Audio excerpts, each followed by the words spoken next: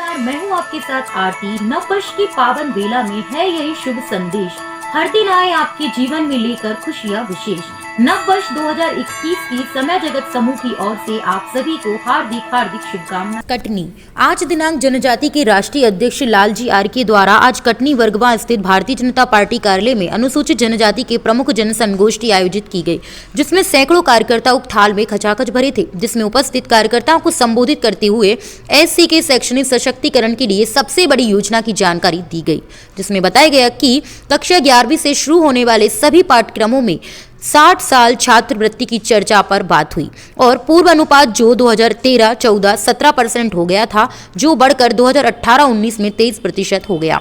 यह योजना 1944 में अस्तित्व में आई। आगे जानकारी में बताया कि सबसे गरीब घरों के छात्रों के नामांकन से कक्षा 10वीं के छात्रों को स्कूल छोड़ने तक छात्रवृत्ति की प्राथमिकता दी जाएगी और डेटा के आधार पर चयन भी करेंगे। केंद्रीय सशक्तिकरण के चलते जनजाति के छात्रों को जो भी केंद्रीय प्रदेशी छात्रों के लिए विशेष अभियान चलाया जाएगा, जो अगले वर्ष 5 वर्षों में 1.36 करोड़ छात्रवृत्ति होगी, जो अगले 4 वर्षों में 4 करोड़ छात्रों के लिए इस योजना का लाभ आने वाले दिनों में मिलेगा और ये लाभ छात्रों को सीधे उनके खातों में हिस्सेदारी 50% की रहेगी, जो केंद्रीय हिस्सेदारी कहलाएगी, जो मूल्य तथा सीधे उनके खाते में ट्रांसफर की जाएगी। छात्रवृत्ति योजना के तहत अगले 5 वर्षों में 5,09,038 करोड़ खर्चा किया जाएगा। इससे केंद्रीय में शेयर 3,05,534 करोड़ रुपए होगा। केंद्रीय हिस्से 2017-18 से 2019 तक के दौरान सालाना 111 करोड़ रुपए की औसत तथा अगले 5 वर्षों में सालाना 6,000 करोड़ का औसत हो जाएगी।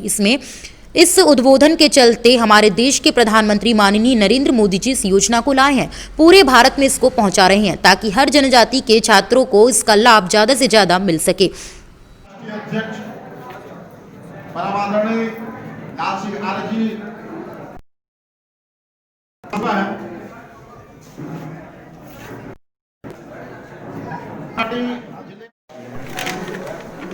आज मैं आप लोगों के बीच में देश के प्रधानमंत्री नरेंद्र मोदी जी के नेतृत्व में सामाजिक न्याय मंत्री श्री थावरचंद जी गहलोत द्वारा पिछले 8 दिन पहले केंद्र की मंत्रिपरिषद में एक ऐतिहासिक निर्णय हुआ है, एक पारदर्शी निर्णय हुआ है।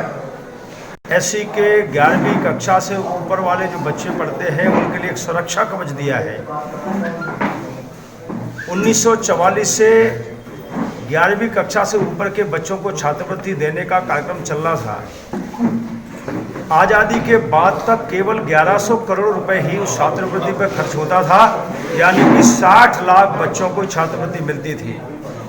नरेंद्र मोदी जी की सरकार ने अभी निर्णय किया है उस राशि को बढ़ाकर आने वाले 5 वर्षों में लगभग 60 करोड़ रुपए राशि खर्च होगी।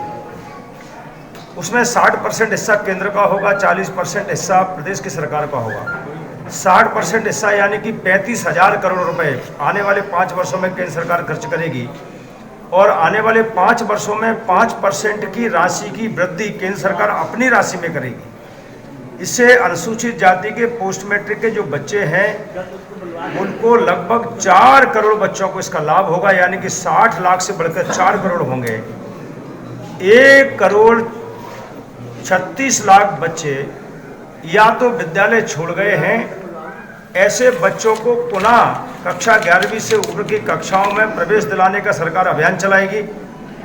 बच्चों के छात्रवृत्ति के साथ साथ और भी उनकी ट्यूशन फीस है, टाइपराइटर का भत्ता है, ये भी इसमें इंक्लूड रहेगा। कुल मिलाकर एक पारदर्शी निर्णय सरकार ने लिया है। अब ये पिछले दिनों ऐसा होता राज्य सरकारें समय पर पैसा नहीं देती थी, इसलिए बच्चे पढ़ नहीं पाते थे, विद्यालय छोड़ रहे थे।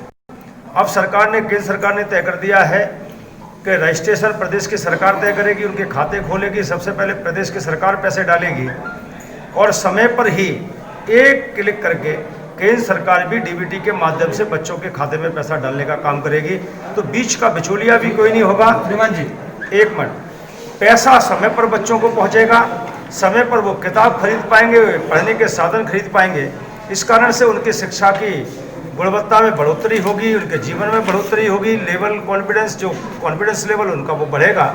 और एक ऐतिहासिक एससी के बच्चों के हित में एक कार्यक्रम सरकार ने दिया है। मैं आदरणीय नरेंद्र मोदी जी को और थावरचंद गहलोत जी को बहुत बहुत बधाई शुभकामना देना चाहता हूँ और देश भर के अनुसूचित जाति के भाई बहनों की ओर से उन्हें धन्यवाद और आभार देना चाहता हूँ। हमारा शिक्षक ही नहीं है तो क्या केवल छात्रवृत्ति जारी कर देने से शिक्षा का स्तर सुधर जाएगा, ऐसा मानते हैं? मैंने पहले ही कहा है, केंद्र की सरकार मॉनिटरिंग करेगी, इसकी समीक्षा समय समय पर करेगी। इसका मतलब है कि केंद्र की कोई ना कोई टीम आकर इसका परीक्षण करेगी। कटनी से ब्यूरो चीफ हसन रशीद की report. For latest news, subscribe to our channel and press the bell icon.